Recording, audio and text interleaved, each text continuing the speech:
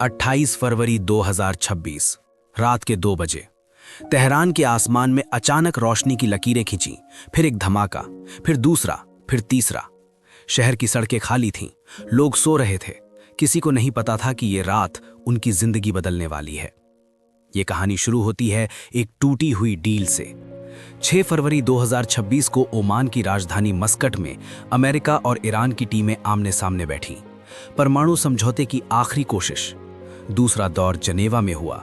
माहौल थोड़ा उम्मीद भरा था, लेकिन 20 फरवरी को ट्रंप ने मेज पर मुट्ठी मारी और 10 दिन का अल्टीमेटम दे दिया। वो डेडलाइन आई, गुजर गई। हमें लगा डील हो गई, फिर वो पलट गए। दोबारा लगा हो गई, फिर पलट गए।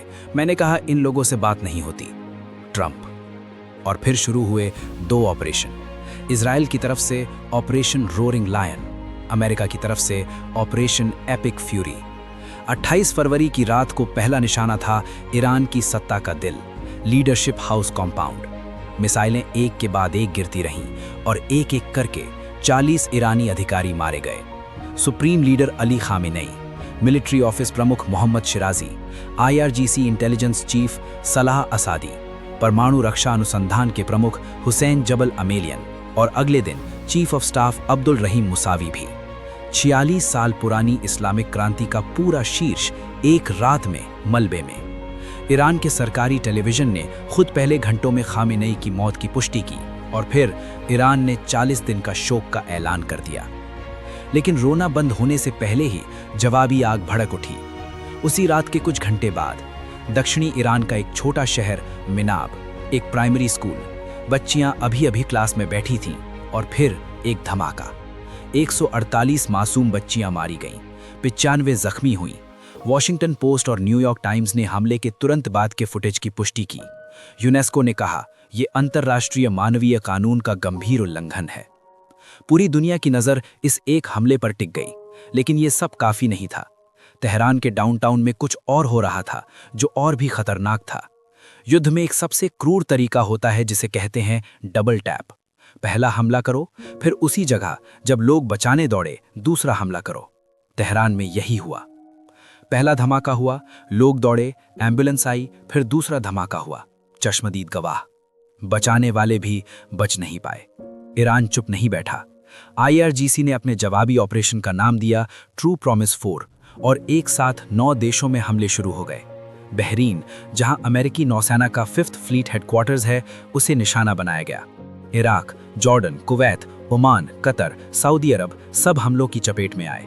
यहां तक कि साइप्रस में ब्रिटिश सैन्य अड्डे पर भी ड्रोन भेजा गया। रियाद में अमेरिकी दूतावास पर हमला हुआ। हमने 27 अमेरिकी अड्डों को निशाना बनाया है, IRGC। फिर ईरान ने वो कदम उठाया जिसने पूरी दुनिया की सांस रोक दी। स्ट्रेट ऑफ होर्मुज, वो संकरा रास्ता जहां से दुनिया का 20% तेल गुजरता है, बंद कर दिया गया। जो भी जहाज यहां से गुजरने की कोशिश करेगा उसे जला दिया जाएगा। ईरान। नतीजा तुरंत दिखा। तेल की कीमतें 13% उछल गईं। 11,000 से ज्यादा उड़ानें रद्द हो गईं। दुबई, बहरीन, कुवैत के हवाई अड्डे बंद हो गए। दुनिया की अर्थव्यवस्था कांप उठी। लेकिन इस युद्ध का सबसे अजीब लम्हा अभी आना बाकी था। कुवैत। ईरानी हमलों के बीच Kuwaiti air defence system high alert पर था। आसमान में हर तरफ मिसाइलें और ड्रोन थे और उस भ्रम में कुवैत ने गलती से 3 अमेरिकी F-15E लड़ाकू विमान मार गिराए। दोस्त ने दोस्त के जहाज मार दिए। अमेरिका ने पुष्टि की। सभी 6 पायलट सुरक्षित निकले, लेकिन यह हादसा बता गया कि इस युद्ध में सिर्फ दुश्मन ही नहीं, दोस्त भी खतरे में है। युद्ध इंसानों को मारता है, लेकिन ये युद्ध इतिहास को भी निगल रहा था। तेहरान में गुलिस्तान पैलेस, यूनेस्को की विश्व धरोहर, हमले की चपेट में आया। काजार और पहलवी युग का ये गवाह सदियों से खड़ा था। सौभाग्य से महल की मशहूर कलाकृतियां और आईने वाला तख्त कमरा पहले ही सुरक्षित जगह पहुंचा दिए गए थे, जैसे किसी को आभास था। और फिर 3 मार्च की सुबह इजराइल ने ईरान के सरकारी टेलीविजन IRB के मुख्यालय को निशाना बनाया। पहले चेतावनी, फिर हमला। साथ ही हैकर्स ने ईरान की कई न्यूज वेबसाइट्स पर कब्जा कर लिया। जब बम गिरते हैं तो आवाजें पहले बंद की जाती हैं। 3 मार्च को सैटेलाइट तस्वीरें सामने आईं। नातान्स परमाणु संयंत्र 1 और 2 मार्च के हमलों में बुरी तरह क्षतिग्रस्त। IAEA ने पुष्टि की, प्रवेश द्वार की इमारतें बर्बाद। हालांकि भूमिगत ऑपरेशन जारी था। परमाणु सुरक्षा का खतरा बढ़ता जा रहा है। एक गलती और ये युद्ध पूरी मानवता का युद्ध बन जाएगा। जब ईरान जल रहा था तो अमेरिका के अपने शहर भी सुलग रहे थे। न्यूयॉर्क, बॉस्टन, वॉशिंगटन की सड़कों पर हजारों लोग उतर आए। हैंड्स ऑफ ईरान के बैनर, ट्रंप टावर के सामने भीड़। ये बेकार, बेशर्म, खतरनाक जंगें बंद करो, एक प्रदर्शनकारी। अमेरिका दो हिस्सों में बट गया था, एक हिस्सा जंग में, एक हिस्सा जंग के खिलाफ। नेतन्याहू ने फारसी में ईरान की जनता से सीधे बात की, उन्हें सड़कों पर आने की अपील की।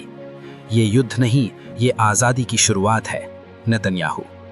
डिफेंस सेक्रेटरी हेगिट्स ने कहा, हमारा मकसद रेजीम चेंज नहीं है। और ट्रंप ने कहा, 4 से 5 हफ्ते, शायद इससे ज्यादा भी। 3 बयान, 3 अलग अलग दिशाएं। कोई नहीं जानता असली मकसद क्या है। लेकिन इन सब नेताओं के बयानों के परे एक असली तस्वीर है। 787 जानें जा चुकी हैं। ईरान में 555 से ज्यादा, इजराइल में 11, 6 अमेरिकी सैनिक, गल्फ देशों में 8। इंटरनेट बंद है, सिर्फ 4% कनेक्टिविटी। लोग अपने परिवारों से बात नहीं कर पा रहे। 14 देशों में अमेरिकी दूतावास ने कहा, अभी निकलो। और उस सब के बीच मिनाब में एक माँ है जो मलबे के बीच अपनी बच्ची का नाम लेकर आवाज लगा रही है। उसे नहीं पता दुनिया क्या देख रही है, उसे बस अपनी बच्ची चाहिए। क्या ये सब रुकेगा? ट्रंप ने दी अटलांटिक को बताया, ईरान की नई संभावित नेतृत्व ने बातचीत के संकेत दिए हैं। खामेनेई के बाद बनी 3 सदस्यीय शासन परिषद, राष्ट्रपति पेजेश्कियन अभी भी एक्टिव। शायद कहीं ना कहीं कोई बात हो रही है। शायद। इजराइल ने ईरान पर 1200 से ज्यादा मिसाइलें गिराईं। ईरान ने 27 अमेरिकी अड्डों को निशाना बनाया। हुर्मुस बंद है, नतान्ज क्षतिग्रस्त है। एक स्कूल राख हो गया, एक महल टूट गया, एक सुप्रीम लीडर नहीं रहा। और दुनिया देख रही है। सवाल ये नहीं कि ये कब रुकेगा, सवाल ये है, जब रुकेगा तो क्या बचेगा।